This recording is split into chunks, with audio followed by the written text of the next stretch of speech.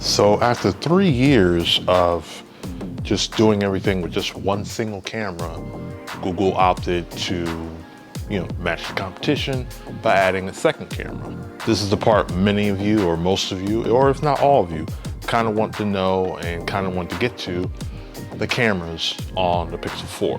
So we're going to tell you all about it, let you know its strengths, its weaknesses, and does it live up to the Pixel legacy of top-notch smartphone cameras. Their main shooter is the f1.7 12.2 megapixel sensor, and the telephoto is the f2.4 16 megapixel sensor, which gives you 2x optical zoom in combination with digital, and you go up 8x zoom and still get a usable picture, but more on that in a moment. Before we dive into the actual quality, Google made some changes to their camera UI as well.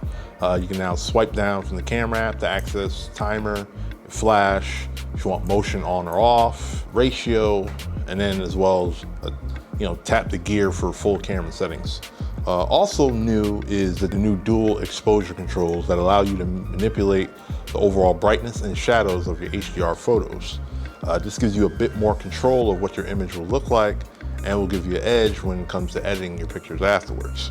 And lastly, you got new social share, which gives you a faster way to just, after you take a picture or your last picture, you just swipe up and then you'll be able to share it through a third-party app with the touch of a button directly from the camera app. So you want it to go like Google Photos and do all this other stuff. So the main shooter still holds it down and being a top-notch point-and-shoot smartphone camera.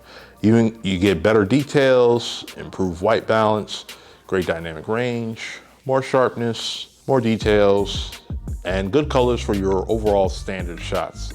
Portrait mode is still superb.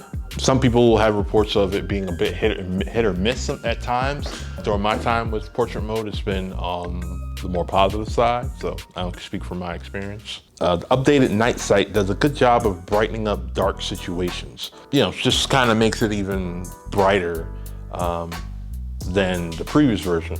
But in exchange, you do get a little more noise than I think you did last year. So it depends on the environment, the lighting of the environment you're in. If there's a street light, there's a lot of light, or there's very little light.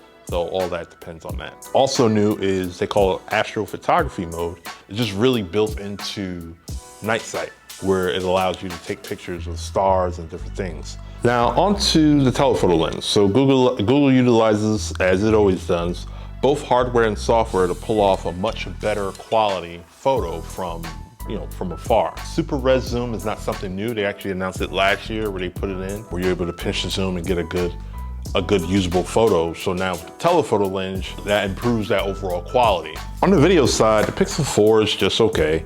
Google spent the last 4 years focusing on the photo side of things and leaving video capabilities average. The rear shooter caps out at 4K at 30 frames per second. The selfie camera can only do 1080p at 30 frames per second. But outside of that, the audio quality and the stabilization is pretty nice. I just wish that they would spend a little more time tweaking the video side of things as well, or at least start to. For 2019, it's kind of hard to declare a winner between Google and Apple and Samsung and different things, especially Google and Apple. Because, okay, the Pixel 4 just came out, but you still have Apple's Deep Fusion AI, which is set to come out in the next iOS update. So when that comes out, we can better really put the two to the test. It still lives up to the high-end results you would expect from a Pixel camera, but just the competition has caught up. There you have it. That's our take on the cameras. Let us know what you think about it. Sound off in the comments below. Thanks for watching. You could have been anywhere in the world, but you're here with us. We appreciate you for doing so, and see you in the next video. Peace.